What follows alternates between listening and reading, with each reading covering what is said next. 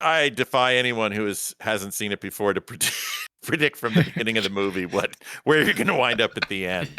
There's no way to suss out the clues because they're just not interested in that. That's not what I think fascinated them about this story. So it is really labyrinthine. Both the atmosphere and the narrative are really, it's like a puzzle box movie, and I love those kinds of stories.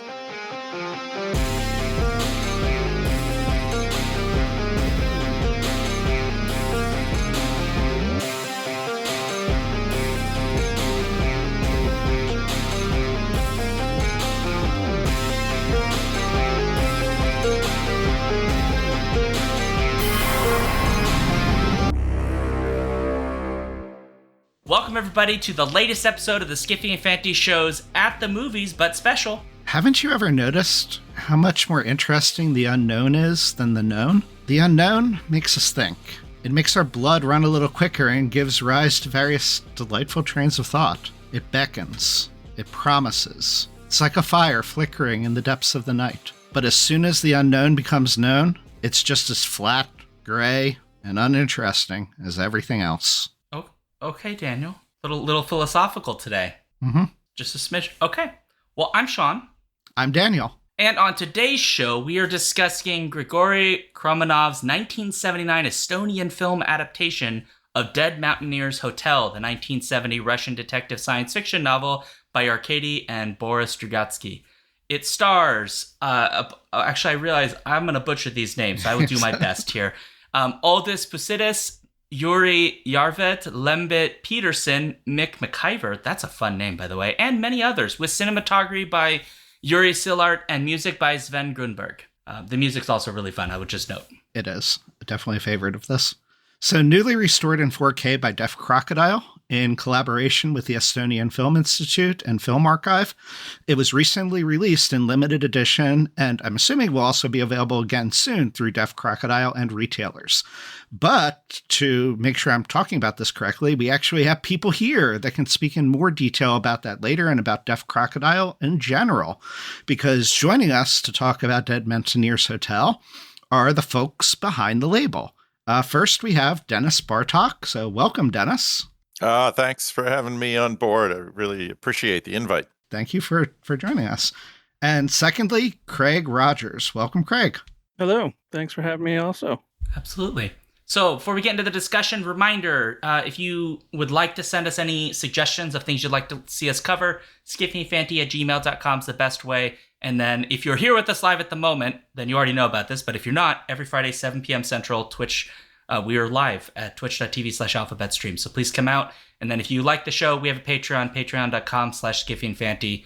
If you'd like, want to support the ridiculous show and vote in our Torture Cinema polls. Today is not one of those because this film is interesting. Definitely.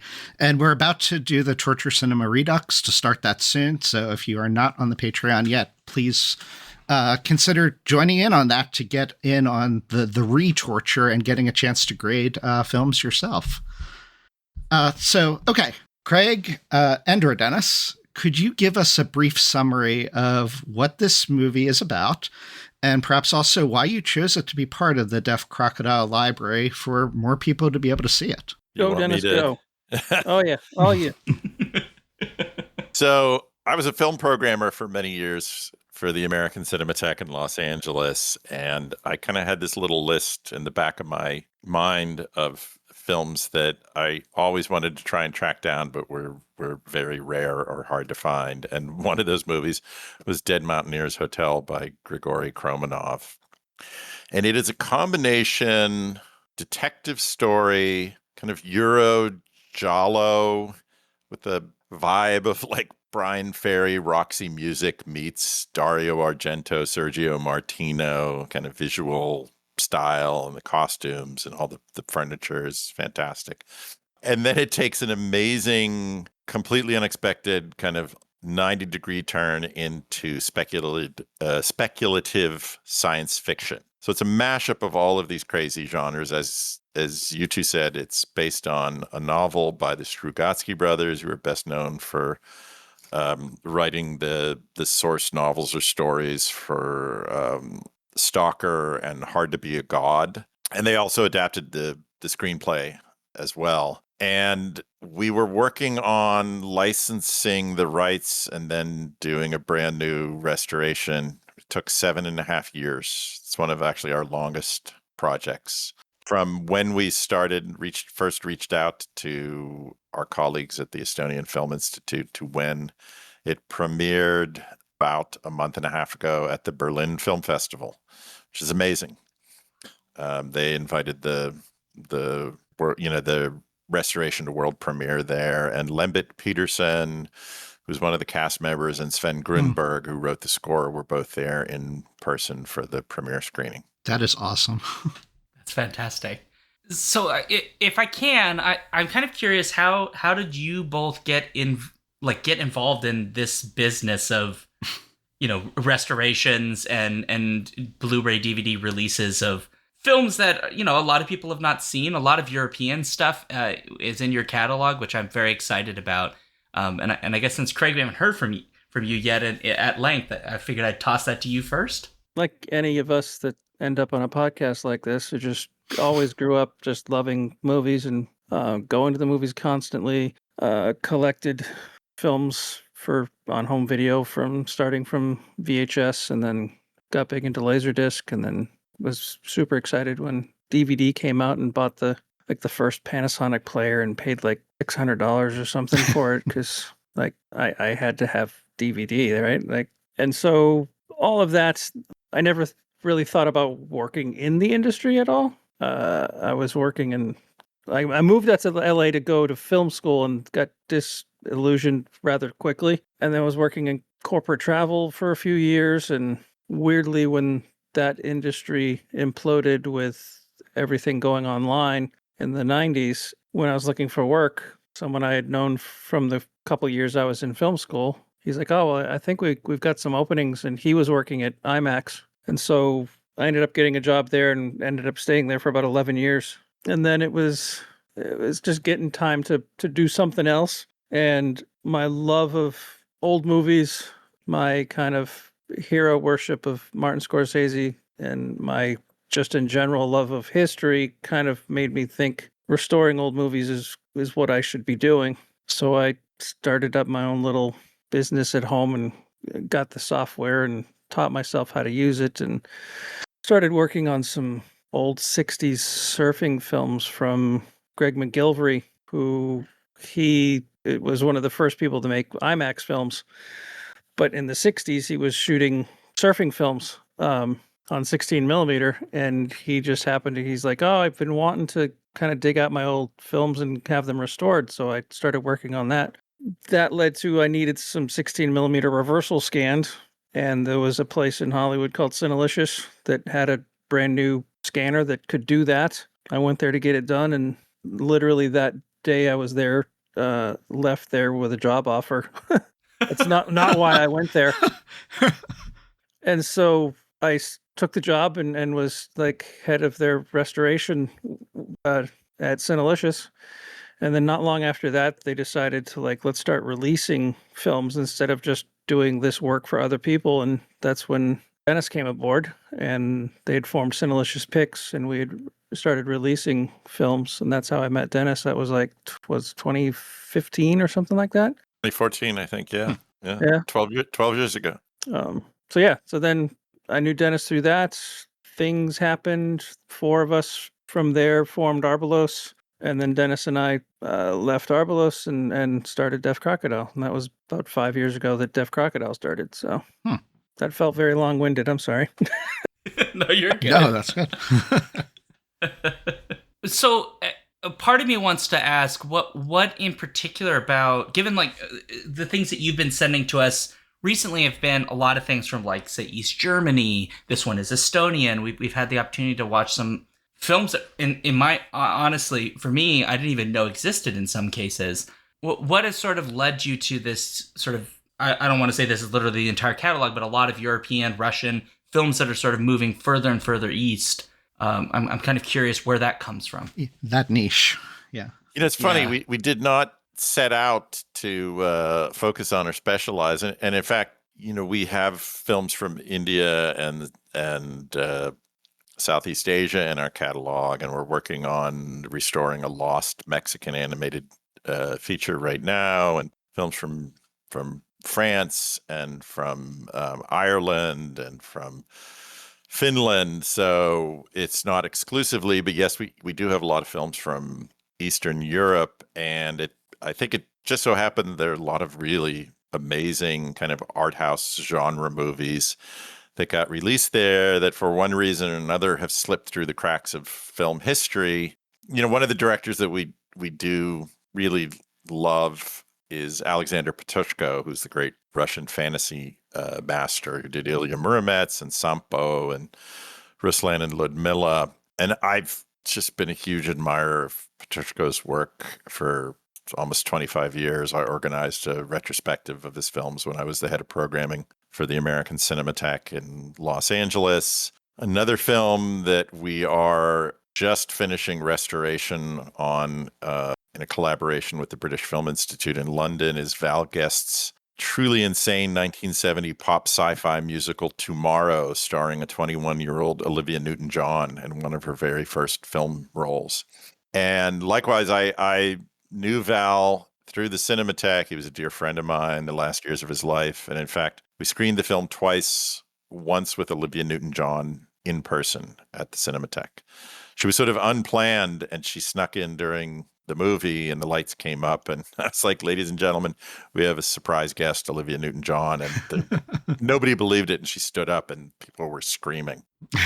So that's a film that I've kind of, loved. It's a tremendously silly movie. It's sort of like the Monkees or Josie and the Pussycats meets The Man Who Fell to Earth, because it's like a college mod musical crossed with Head with aliens, basically, in a huge crystal spaceship circling Earth, and it's completely bonkers. It was produced by Harry Saltzman, who was co-producer of the Bond movies with Cubby Broccoli up through the early mid-'70s, and Don Kirshner, who was involved with promoting the Monkees, as well as he did famous Don Kirshner's, I think it was Midnight Rock Concert. Was that his Midnight Rock show? It was a TV series he did in the 70s that was really popular.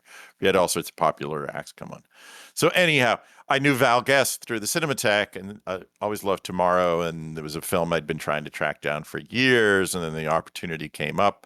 The BFI, turns out, has the camera negative on it, and they said, hey, we would love to put it out in England. Deaf Crocodile, we're putting it out in North America.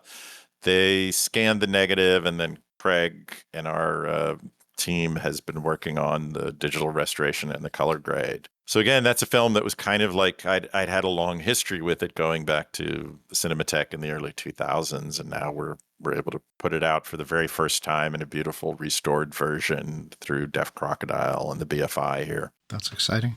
It's exciting, yeah. And so while we're talking about sort of like the catalog of Deaf Crocodile, I sort of have my list of ones that as soon as I get money, I want to get from the back catalog. But what's absent from that list, to be honest with you, is animation. But you're very well known, I think, within the community for your animated releases. My understanding is they sell very well, too, within the catalog. But personally, myself, I don't know animation that well. And so for me, it's definitely much more of like a blind buy to say, like, what should I try this or not? So I guess my question for you is two-part. One, sort of why the animation end to a focus? And what would you say to someone that, is a newbie to this, that has absolutely no idea to try these out, particularly for one that, likes the live action selections within the catalog? Well, other than Benny's bathtub, none of our animated films are for kids. They'll either terrify them or bore them to death. And even Benny's bathtub has topless mermaids. I should point that out. So even that is a little. Yeah, I mean, Benny's bathtub is my favorite line or scene in it is Benny's just going through the park and he sees this bird watcher and he's like got the binoculars and he's just watching the birds, and Benny just goes up to him and he's like, "Are you a pedo?"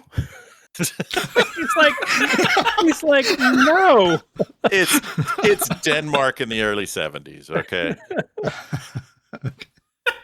But yeah, like the Feliday looks like, Don Bluth movie. Don Bluth children's film, but it's very, very not. It's dark. It's got murder and entrails and decapitations and cats having sex, and it looks like a kids movie. It is not a kids movie. Yeah, they actually animated a scene of cats having sex in Feliday. And the One of many brilliant thing reasons about why yeah, it was never and the released in brilliant the thing is US. that scene of them having sex is actually anxiety inducing based on the story of, I don't want to spoil things for people, but it's not meant as a sex scene. It's meant as a kind of a scary, oh shit, what's going to happen scene. Gwen in the Book of Sand is this gorgeous, gorgeous French animation. It's hard to even describe. It's set in a kind of a surreal world where these people live in a desert and they just kind of discover all these objects. But it'll be like a gigantic pair of eyeglasses, and I don't know, even it's not really ever even explained. Is it like, are they giant glasses or are these tiny people? It's post-apocalyptic. It's like a teenage girl and a 170-year-old woman take this epic journey across this sort of blighted desert landscape, and it's incredible. The Bubble Bath, Cat City, the Soviet animated movies. There's so much really wonderful and surreal animation going on around the world for so many years, and people think animated movies and they think, oh, that's really for a kids audience. And we realized, oh no, there's all of this unbelievably creative and challenging work that's happened, continues. Guillermo del Toro, likes to point out that it's a medium, not a genre, because there's animated films of every genre. Yeah, I mean, Tamala 2010, like it looks like this cutesy, Hello Kitty. The movie opens with her like skipping down the road, and I think the first line in the film is, "Well, another fucking day." It's like William Gibson, Thomas Pynchon Cyberpunk meets Hello Kitty, and we're actually releasing together with Cartoona the sequel, brand new Tamala movie, Tamala 2030, A Punk Cat in Dark, later this year, and it'll come out early next year on physical media. So, we just love stuff that is really visually unique. Craig, I know, loves working on restoring analog, kind of classic hand-painted, hand-drawn animation. You should tell him Feliday, there's like a couple, isn't there one moment with a fly that kind of landed on one of the animation cells? It's weird that that's happened on two different films, but yeah, they lay the cells down and layer them, and then with a basically still camera, take a frame at a time, and the fly landed on the cell when they took the picture. So there's a bug like on the frame. I can't remember. I can't remember what the other film was. It's happened twice. Son of the White Mare. So do you keep that? It might keep that in? Oh, for sure, absolutely. I mean, I remember when we were restoring the last movie, the Dennis Hopper film, and this is the case with almost anything that's shot outdoors. There's insects everywhere. Like, you kind of don't notice them in your life, but when you're restoring a film and the software is looking for spots of dirt, it picks up insects as dirt. And I know it's an insect because I'll just see it, fly across the screen, a red dot where it's been removing it. And so, yeah, with that film, I went in and undid all of those. So all the insects stayed in the film. Well, there's another great. But yeah, it's if it was in there originally, I tend to try and leave things the way they were. I don't want to make it look better than it did on the night it premiered. Like, I want it to look like that. Like, you went to the big premiere with all the celebs. It was a show print off the original negative. It's as good as it's going to look. That's what I'm trying to get it to go back to looking like. I'm not trying to make it look better than that, because that's not what it was. So that's actually a question, I guess, for the restoration I've been curious about and trying to think how best to ask this. I'll start with the story. The most advanced I have is Blu-ray. I don't have 4K UHD, and our TVs are relatively small. And my wife will often say, we don't need a bigger one. We don't need this movie in 4K, or we don't need it any better than DVD because it was made a long time ago. So why do you need it in better quality? And I'll try to say, well, they're trying to restore it as close as possible to how it actually originally was on film. But I don't think that's something that the common person necessarily understands. Like, how do you do that? How do you figure that out? It is a little weird to think that, like, these are old movies that were on film. Why do we need it larger? They were meant to be seen up on a 70-foot screen. You know, you're watching it on, even if you've got a big screen TV. I've got a 77-inch TV. That's tiny compared to what these things were meant to be seen on. And the resolution of 35 millimeter film, you know, depending on the stock, it can vary, but there's easily on a fine grained stock, there's easily, you know, 6K of resolution in there. We did tons of tests back when I worked in IMAX because they were when I was there was the peak of them releasing films from Hollywood on IMAX, and we worked a lot with Christopher Nolan because he wanted the image to look as perfect as possible. So he would shoot a lot of stuff with the old, you know, the film IMAX cameras, but there were certain scenes that for whatever reason he had to shoot on 35 millimeter. And so we did tons of camera tests, resolution tests, of like what resolution can we get out of the 35? Because to make a IMAX print, we're going to have to take that negative, scan it, and output it back to an IMAX negative. What resolution should we be doing that at? And in the test we did, we could resolve like about 6K of information from a 35 millimeter negative. There is more resolution than 4K if it was original negative, and it was originally meant to be seen in a theater on a giant screen. So yeah, you do need a bigger TV, and you do need 4K. you can tell your wife a professional said so. I'll send that clip. Yeah. Send the bill for your new $2,800 4K TV and 4K UHD player to Craig Rogers. I mean, Daniel, if you ever come to my house, I'll pull one of my old DVDs out from like, I don't know, like 20 years ago, and we'll look at that versus the Blu-ray on my TV, and you'll see the resolution difference. Yeah, on mine I the can two. bear. It'll be. I have a hard time seeing a difference, but the TVs that we have are so tiny. It's more the once you get up to like it's the coloring. Yeah, you will see. Oh, okay. A really drastic difference. Like, isn't it Amadeus, where the grade for the new 4K UHD, they try to approximate the look of Candlelight.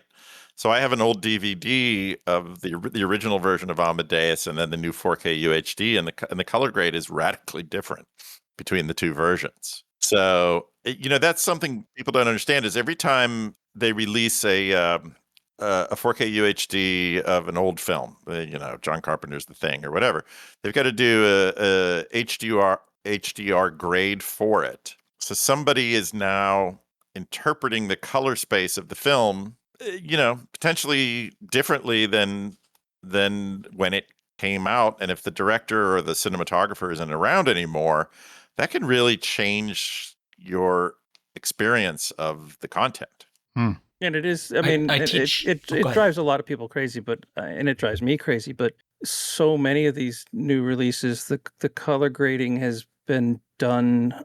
It seems like it's being done to cater to a modern audience rather than trying to cater to what did this look like when people saw it in the theater when it came out. Because I keep seeing old films with that cyan orange look, and I'm like, that's a modern thing. Like prior to like Company 3 doing color grading, you didn't really see that. And it does kind of drive me crazy.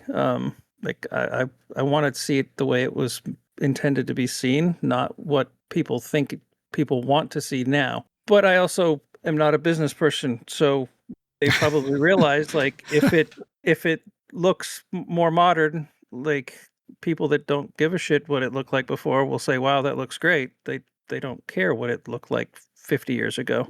And one of the films we released a couple of years ago is this wonderful Belarusian folk horror movie called The Savage Hunt of King Stack. And when we initially got in touch with Belarus Film, they said, "Well, we had a restoration done recently," and they sent it to us. And there was a scene in a graveyard, I think, cemetery, and it's supposed to be lightly raining, but Yeah, like foggy and light rain. Mhm. scratch removal software they used had removed all the rain Oh God. because it thought it was dirt or Yeah. dust. And I remember Craig was like, "Yeah, now we need to put the rain back. Like, we have to go back to the raw scans." And even though it turned out to be a longer and much more expensive process for us, God bless Craig. He's a perfectionist, and he really does not want to put something out if it doesn't look the very best that he thinks we can make it look.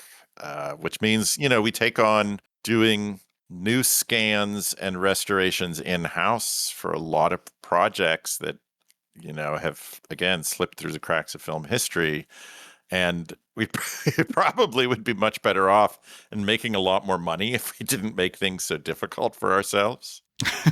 I mean, it's true. Yeah. I mean, our first release was the Unknown Man of Shandagor, and they gave us a beautiful HD ProRes master, beautifully graded.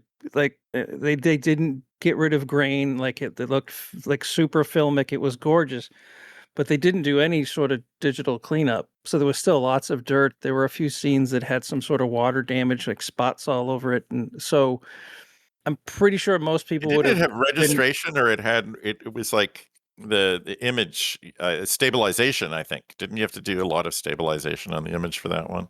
I can't remember if it was that Yeah. one. I just remember a lot of dirt and two or three Mm. scenes with water damage. And so yeah, like I think most companies would have been thrilled with the HD master they were given and just put that out. And honestly, probably most people that bought the disc wouldn't. They would have been like, "Oh my God, it's gorgeous." But instead, I spent a month and a half, 2 months cleaning up a file that everyone else said was great. Yeah. Well, turning to Dead Mountaineer's Hotel, I think it looks great. The visuals of the movie are kind of essential. Like the look of the movie is essential to the movie, and it looks stunning, even just on my small little computer screen. And there was a moment where there's actually like a hair visible in the frame. And at first I thought it was a hair on my screen, maybe. And I was like, wait, no, it's in the film. And I love that. I love that moment. Yeah, if there's a Uh-huh. hair that was in the gate, it's really not super easy to get rid of because it's always Mhm. there. It's like a continuous vertical scratch. Like if the negative got Okay. scratched and it's just always there through like an entire shot, those are really hard to get rid of because the software is looking at frames before and after to fix things, and if the problem's there on every frame, there's really nothing to pull from.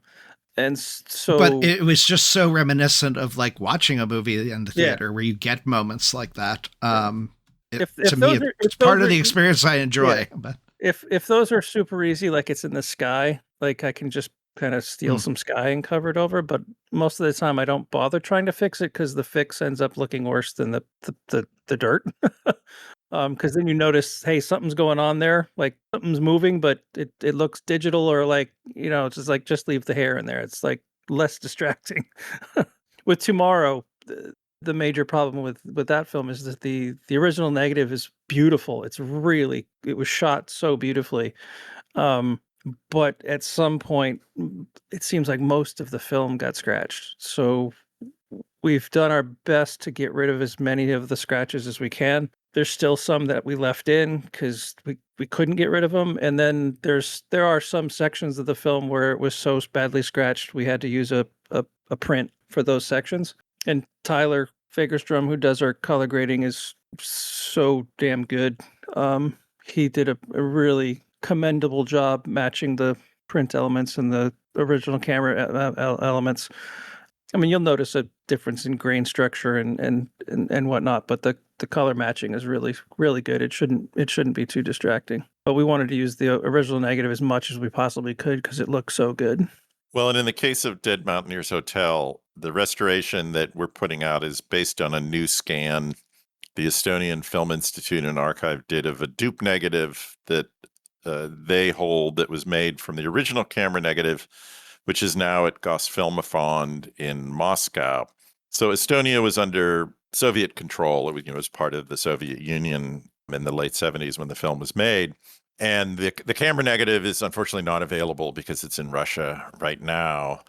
But the dupe negative was in very good condition. They did a new scan of that. They sent the digital files and the audio files to us. And then Craig spent several months working his magic, which is really like alchemy. I mean, I think it is like, it's incredible when I see the work that he does. And it's, I mean, just visually, I love the world of the film. You're in this remote mountain ski lodge, which is cut off by an avalanche. And the opening of the film is also eerily similar to Stanley Kubrick's The Shining. The Shining. They're very similar, and they both came out right around the same time. So, like, I don't think either Kromanov or Kubrick were stealing from each other, but clearly they were both thinking along the same like esoteric metaphysical plane when they were making their movies. And a very, very strange coincidence. I said that the first stuff I was restoring was old surfing films by Greg McGillivray. Greg McGillivray shot the opening helicopter shot from The Shining. That's right.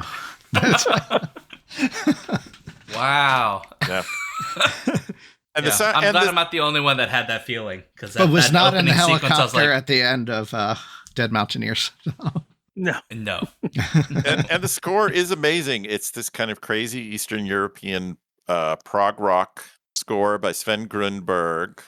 He was in a very well-known Estonian kind of rock prog band in the early 70s and then segued into doing some soundtrack work. He was not actually, I think, the original choice to compose the score, but that composer fell out and they brought Grunberg in and it's just this fantastic late. It's perfect. 70s. It's perfect for like the. It's one of the things he's become best known for is the score to Dead Mountaineers. We put an excerpt from a documentary about the composer on the disc. I thought it was great where he's talking about how the director had said that he wanted the opening the film to be complete silence, and he's like, that is the last thing on earth you want to say to your composer. Like, I want no music.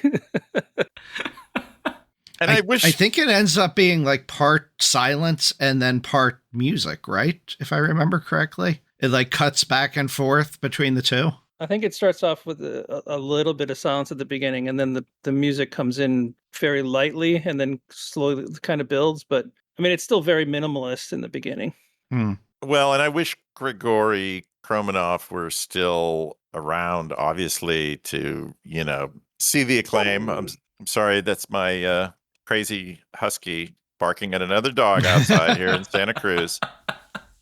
And he directed some other really cool films. He did this movie in the late 60s called The Last Relic that is sort of this sweeping historical adventure, archaeological treasure hunt movie that's really beloved in Estonia. And that actually might be, I think, a better known movie over there than Dead Mountaineers Hotel, which is one of the very few sci-fi films I think that was produced in Estonia. Like, it's a very small list. I think Dead Mountaineers Hotel is at the top. And again, you guys have both watched it. It doesn't even become a sci-fi film and well into the movie. It's kind of a locked room mystery detective story that then goes to disobey the rules of, traditional locked room mysteries by bringing in the sci-fi elements and such. Oh, absolutely. Yeah. And I think both and play brothers, up the weirdness.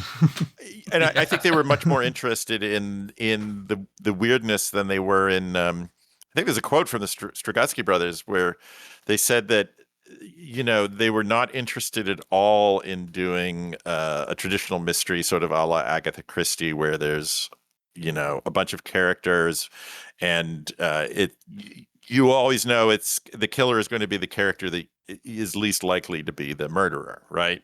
Mm-hmm. And in in a Dead Mountaineers Hotel, I defy anyone who hasn't seen it before to predict from the beginning of the movie where you're going to wind up at the end. There's no way to suss out the clues because they're just not interested in that. That's not what I think fascinated them about this story. So it is really labyrinthine. Both the atmosphere and the narrative are really, it's like a puzzle box movie, and I love those kinds of stories. It And feels it's- like a sadistic escape room. Is what it feels Yes. like. Because everything is Excellent way. very I'm gonna have to steal that. yeah, like the way that so much of it is shot, right? In like we're in the mountains, and you'll see outside shots that are incredibly bright. The sun's out, but when you're inside the building, even when windows are opened, the rooms are still like cast in so much shadow.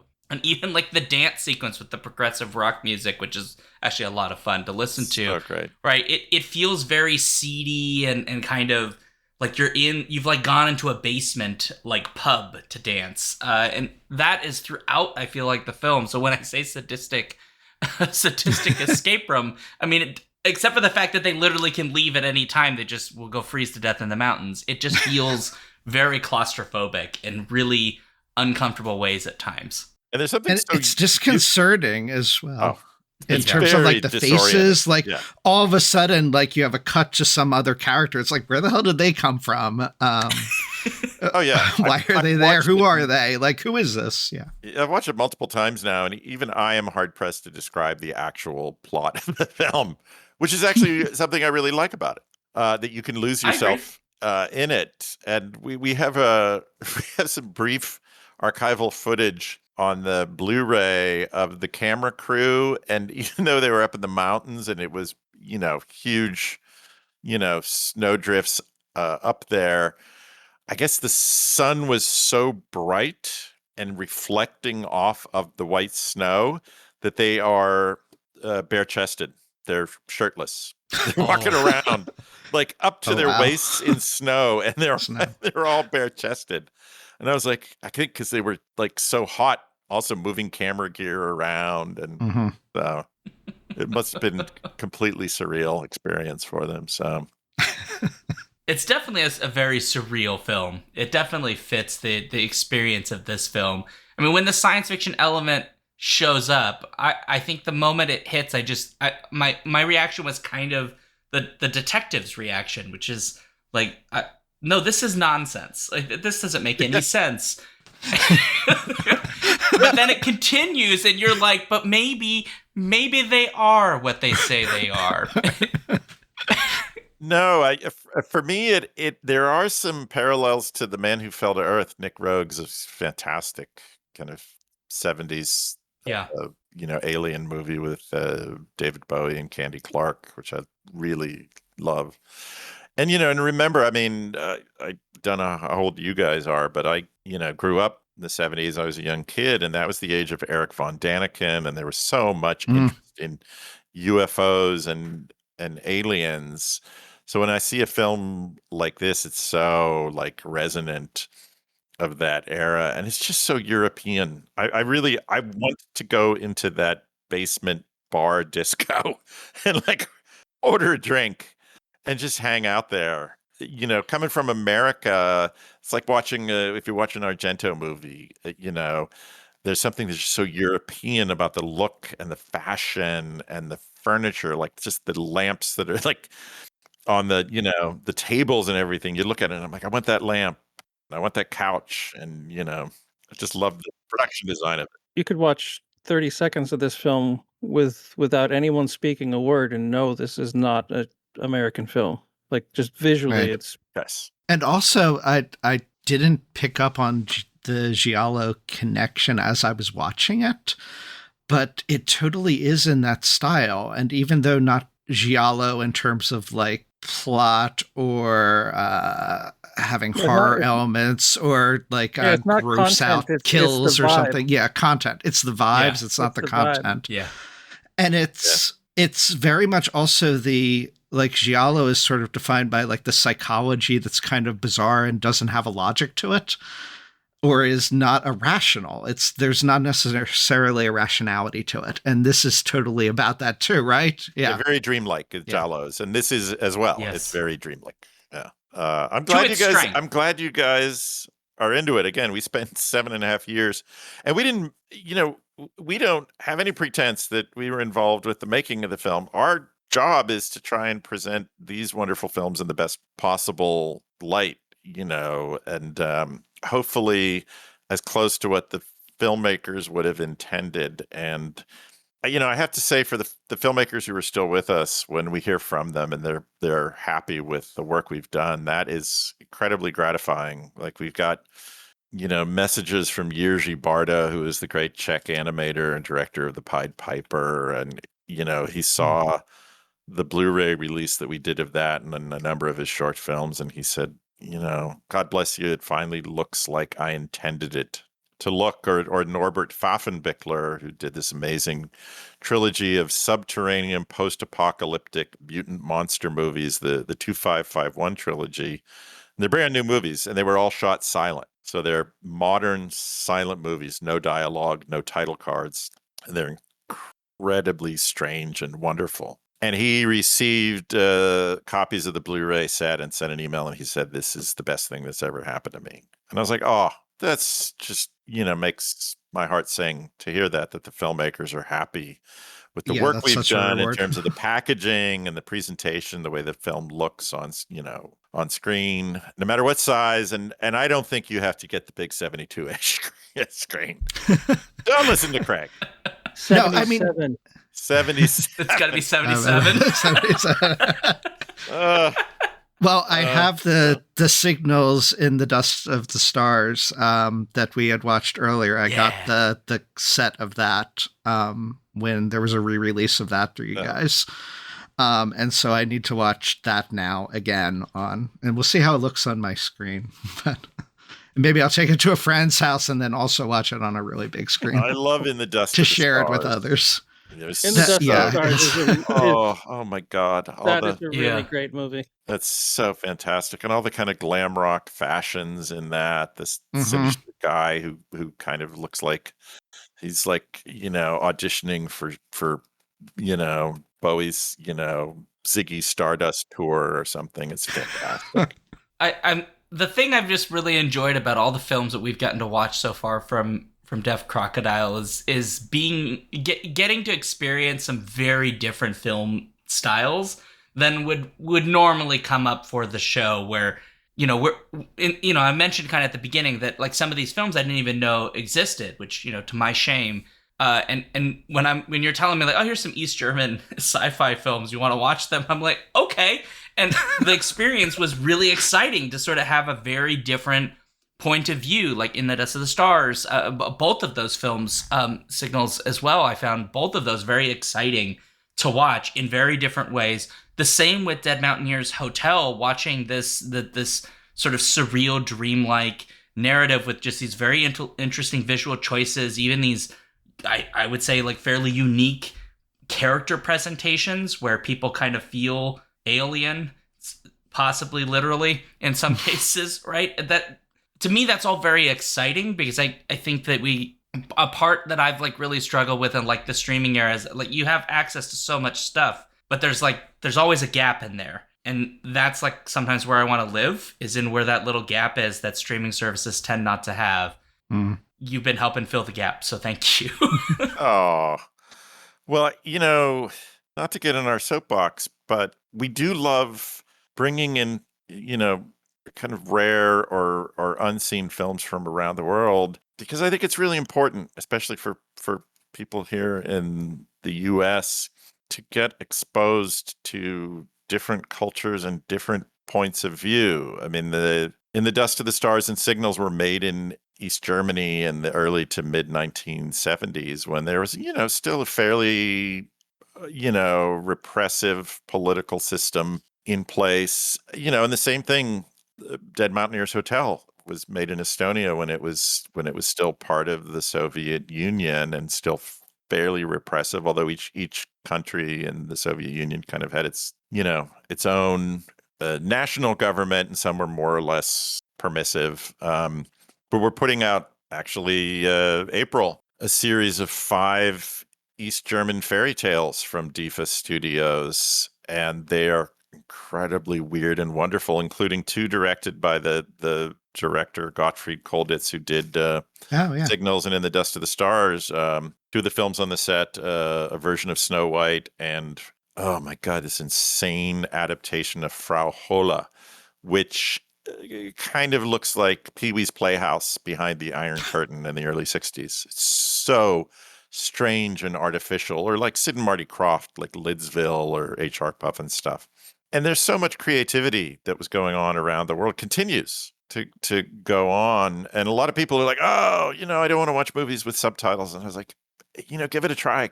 Open yourself up to these amazing films and filmmakers from around the world, and just like expand your horizons a little bit, because you'll see wonderful things. Yeah, amen. Or the silence movies, etc. Yeah, things that are different. Or 2551. There's no subtitles. Yes, absolutely. You can watch a foreign film with no subtitles. Mm-hmm.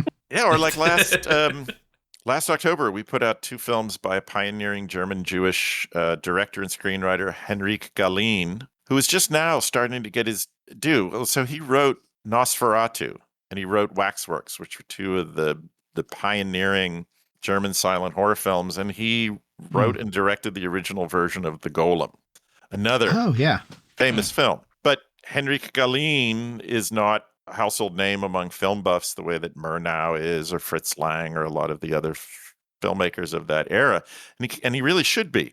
And we put out 2 amazingly strange and twisted films that he directed, Al Raune and The Student of Prague. And to be able to, and Galeen died a number of years ago, but to be able to kind of like spread the gospel about how wonderful and groundbreaking his work was is really amazing. So we really hope people, take a chance to explore some of these hidden, rooms and corridors of movie history. I think a lot of people don't realize, I didn't for a long time, that the silent era, they made like genre films. They made they were beyond the couple that people know. That there was a thriving industry of making genre films.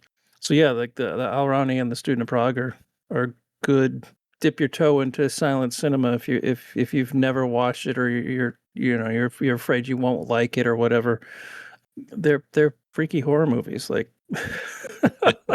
Al Raune is really twisted. It is a really perverse film. Yeah. And it's interesting to see this, but like The Student of Prague, they do some very clever special effects work in that film. And it's better than a lot of the crappy CGI that happens now. It's like you look at even some of the Chaplin stuff or the Buster Keaton stuff, like the visual effects that are happening there, you're not even aware that was a visual effect, because it was so well done, and it was all done on stage, in camera. It's like, I feel like modern filmmakers are just friggin' lazy. They're like, no, we'll just let the CGI folks do it. I'm like, well, why don't you figure out how to do it in reality so it looks real? Yeah, we had that issue last week with a movie. Yes, we did. Yeah. There's so many films and TV shows where I was like, that's a really bad effect. And then you realize, why is it an effect? It's just 2 people talking. Why is that on a green screen? Yeah, I agree with you. I'm with you. And one of the films we're working on now, which will come out in the early fall, is a currently lost, although not for much longer, Mexican animated sci-fi film called Roy del Espacio, Roy from Space. And it was directed by a man named Hector Lopez Carmona, who was successful. He directed TV commercials and animation for feature film title sequences, but this was the only feature film that he got to make. And a lot of it is cribbed from the 1930s Flash Gordon serials. And it is incredibly strange and primitive and wonderful in a kind of outsider animation vein. A lot of non-professionals worked on it. Like, we talked to producer's daughter, who I think was 12 or 13 at the time and was enlisted as one of the animators. And apparently they like took out ads or brought in people almost off the street who had never done animation before. And you can see that. And it's one of the things that I think makes the film so fascinating is the characters will kind of walk down a hallway, but they're not connected to the floor or the walls around. So They have a little trouble with perspective. they seem to float in space, kind of like a Merce Cunningham avant-garde dance performance. Or you'll be watching a character and, because I guess they didn't fully understand the notion of like registration from cell to cell, their face will start to morph and transform and kind of like one side will start to droop. And it's really amazing and it's so disorienting and really wonderful. And, this is a movie, again, that it screened for 1 week in 1983 and then vanished and has never been released on VHS and never played on TV. It was one of the kind of most sought after lost Mexican movies. And a Colombian film researcher named Alejandro Vidal got in touch with us and was really instrumental in helping us find and communicate with the producer's daughter who owns the rights. And we got the negative out of the Cineteca Nacional. It had not been touched in 43 years and did a new scan. And we committed to doing this project sight unseen. So we had not seen a single frame of footage because there's no trailer, there's nothing. And we were about to sign the contract and Craig said, "Are we nuts? Like, we have no idea what this movie is." And I was like, "Well, first of all, it's called Roy from Space." So, like, you got to do it. What more Come do you on. need? What more do you need? It's called Roy from Space. And I was like, and if we don't do it, it stays lost because there's no one else crazy enough out there to commit the pretty significant resources to like licensing it, scanning it, restoring it. I was like, we got to do this. It has to, come back out into the light. we were probably close to 10 grand in before we saw a frame of the film. Oh yeah, no, we literally, it's like being Wow. at it's like being at a Vegas, craps table and saying, "Okay, I'm putting 10 grand on this number and I have no idea what's going to come up." And when we finally saw it, it was wonderful. Was this also before you realized there was footage that was missing Yeah, that was the big surprise. We licensed the film. We paid to get it scanned. We anxiously awaited getting the hard drive with the scans. I uploaded the raw scans to Vimeo so Dennis could see them, and I told him, I'm like, "There's a bunch of live action cut into this," and he watched it, and because he knows like every friggin' movie, he instantly knew what movie it was from, and he's like, "Well, we can't use that."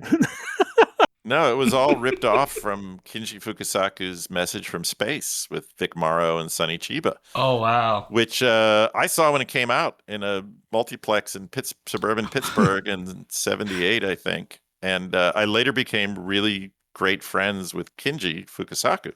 So I know the movie, and it's all shots of spaceships zooming and explosions. So it's like stock footage. But they cut it in randomly. I guess either they ran out of time and money to finish the film, or they wanted to make it look more impressive that it had these big explosions. Well, I mean, they rotoscope so much of the rest of the film, like from the Yeah.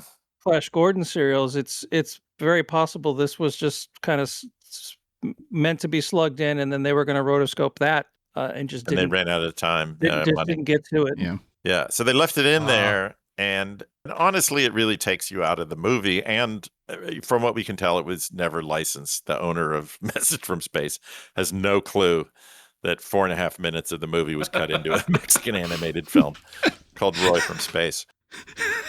So we were kind of like, "Oh no, what the hell are we going to do here? We just bought this film and scanned it, and it's got 4.5 minutes of illegal bootleg footage." And we thought, okay, why don't we replace the footage with new animation in the style of the original, and we found a pair of wonderful animators, Isabel Aspen and Brian Smee in Los Angeles.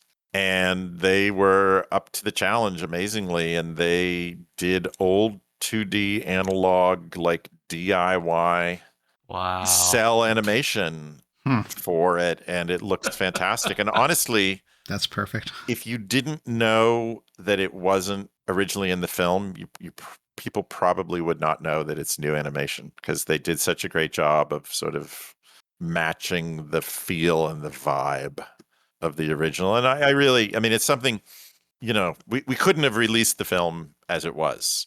So obviously we don't want to alter a movie significantly, but I'm hoping that Hector Lopez Carmona, if he were here, would actually approve, because it feels much more consistent with his vision and the style of the rest of the film than a movie with 4 minutes of live action zooming spaceships just slugged in, which just doesn't really Doesn't fit. it takes you out of it, because the spaceships don't look anything like the spaceships in the animation. You're like, wait, where the hell are we? So I think this version is actually more coherent and hopefully much more in the spirit of what Hector Lopez Carmona intended. And we interviewed his grandson, and it'll be on the disc. And it was a really emotional interview, because he said that the failure of the film really broke his grandfather's heart, and he thinks contributed to his death just a couple of years after it came out. And he said after his grandfather died, he remembered going to where his animation studio had been, in this beautiful old, Spanish style building in Mexico City. And they were throwing all of the animation equipment and the original artwork and cells for Roy from Space out of the second floor window into a dump truck. Oh, God. They just destroyed it. Everything was trashed. And as far as we can tell, no original animation cells survived from Roy from Space. The only thing that apparently survived is concept artwork that the director created for the poster, which they didn't use, although we have actually used that now because we've shared it with some contemporary artists. One of them is Gilbert Hernandez, who's famous for Love and Rockets, and they've kind of redone and reinterpreted that for the artwork of the release. So, for one of the slip covers, or that's actually going to be on the official release. Oh, okay. Craig, maybe you could talk about the Kickstarter slipcover. The Kickstarter slipcover is done by Haley Buck, who's been doing all the covers for our Treasures of Soviet Animation series, and she did a beautiful, beautiful job. So that slipcover is only available through the Kickstarter. When the film is released, we'll have the slipcover from Gilbert Hernandez, and then there's the standard edition that'll come out with no slipcover. But the Haley Buck one will be only available on the Kickstarter. So we'll see how many people order. That's how many we'll order to get printed, and won't be any more. So yeah, please go to the Kickstarter and look up Roy from Space and help us pay for this thing. It was not a cheap project. I have already helped. I'm a backer. So. Well, thank you. You're welcome. Thank you so much. And I will say the first 10K we threw down at the craps table was only the beginning. It's a lot more expensive. But, I still think Craig feels I'm crazy for having talked him into this, but I'm so glad. I'm so glad we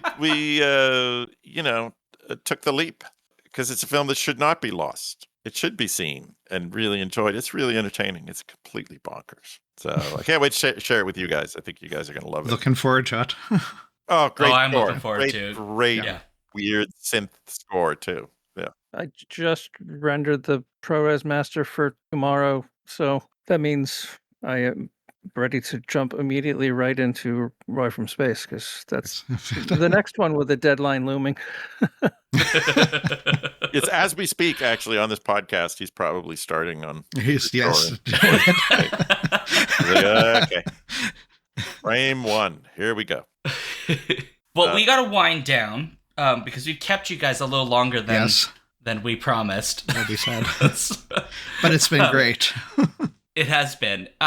you have mentioned things you are working on next, so I'll turn it over real quick to if you would remind folks where to find Deaf Crocodile and anything you'd like to say about Deaf Crocodile that you haven't said that you'd like to remind folks of, and maybe I'll start with you, Craig. Yeah, well, obviously our website deafcrocodile.com is kind of the go-to spot, which is currently only got the Deefa fairy tales available on there because we had a huge sale that put us kind of very behind.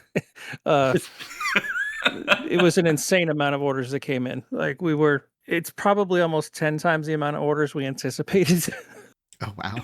So to try and make sure that people get their stuff as soon as possible, and then it doesn't just create this backlog of people are just ordering stuff now, and they're like, well, why is it taking so long? Is it because we're still shipping the sales stuff?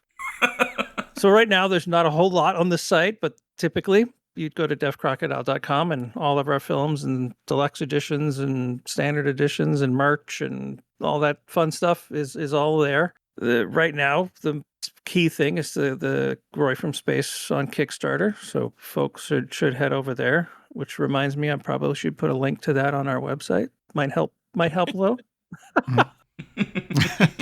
So yeah, I'll add that to my to-do list.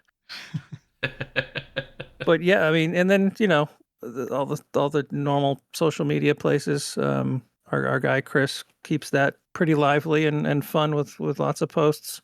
And then if you're a Romero's Club member, which it's the cheapest thing is $50. You pay $50, but you'll get a $50 store credit, so it really doesn't cost anything.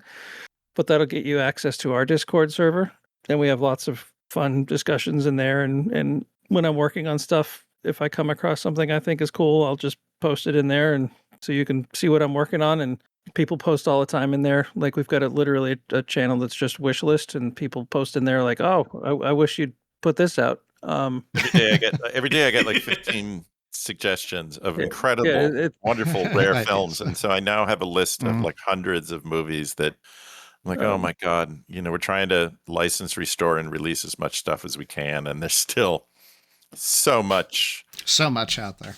Oh, I mean, definitely wonderful, you start to reach a point like where something will come across that we're like, oh, that looks really good, but it's like we got too much already, like lined up, or it's like, well, that one's going to be difficult or too difficult or expensive, and we're just like, it's okay to let it go because we've got a 1,000 others of gems to choose from. Like there's no what's the word?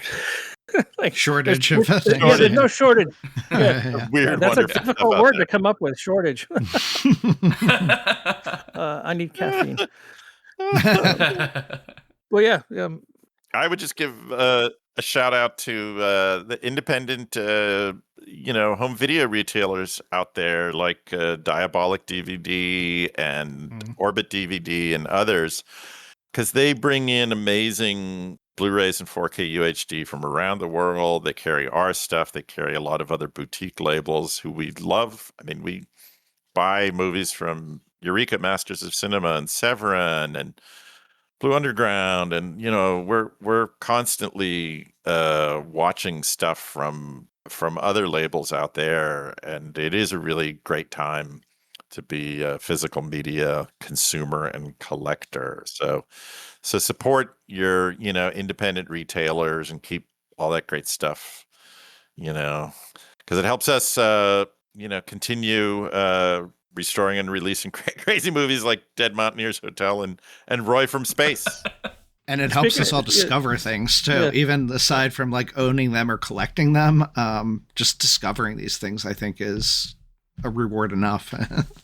And speaking of like supporting either your local video store or your favorite online retailer, also go to your local indie theater. The local indie theater's probably showing something far more interesting than the local AMC. And most of them are nonprofits, and they're just doing it for the love of cinema. And so kind of because of that, we've been doing it, started like this year. Every month on our website, when you check out, there's an option to add a donation. And we pick usually a nonprofit theater somewhere in the country to collect donations for every month, and at the end of the month, we tally up how much was donated and send it off to the theater. So it's just great. I mean, they quite often they'll call me and they'll be like, "So I got this check. What's Are you this guys? for?" Why are you sending us $700? And we're like, and I explained to him like, yeah, we raise money every month for a nonprofit indie theater, we picked you this month. So they were like, well, thank you so much.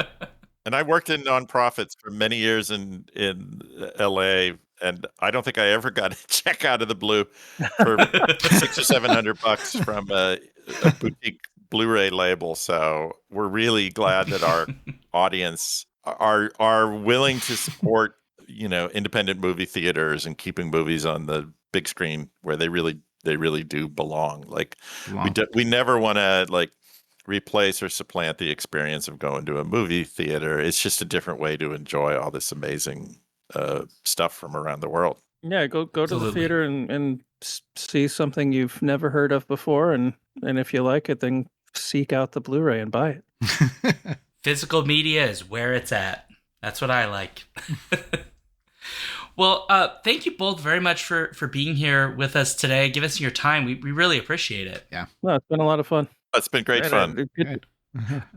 And clearly, I'm not the only animal lover. We had Dennis's dog joining us. We had my cat twice, and I see your cat. And earlier, I saw a snake crawling around behind you.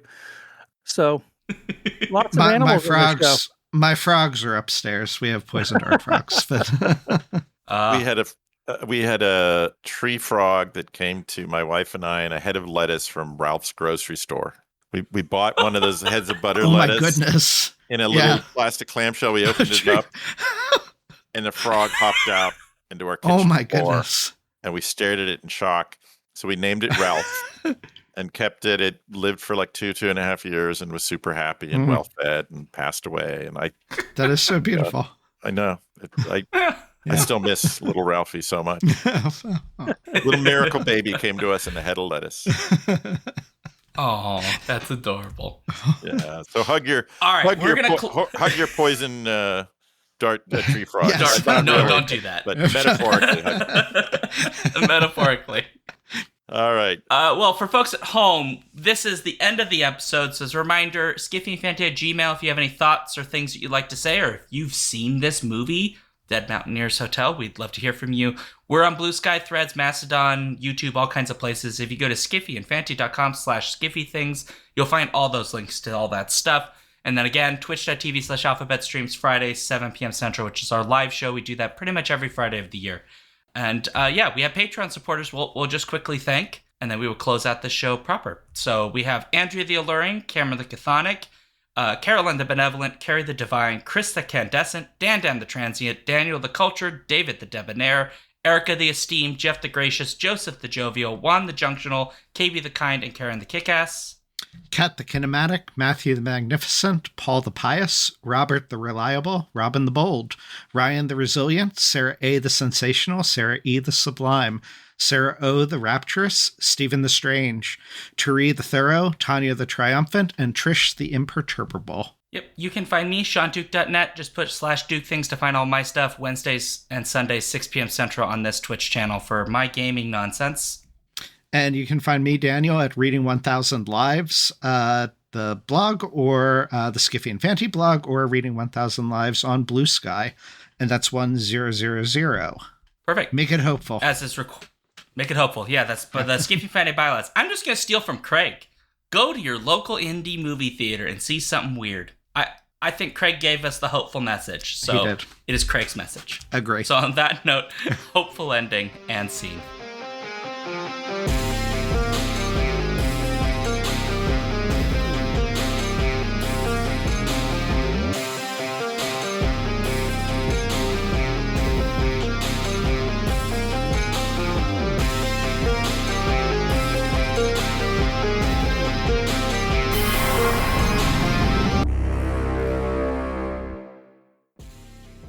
If you want to support this show, you can go to patreon.com/skiffyandfanty or skiffyandfanty.com, our website, where you can get access to all of our fancy things. Our music comes from Holy Mole. You can support him and his work at patreon.com/holymole. Thank you for listening.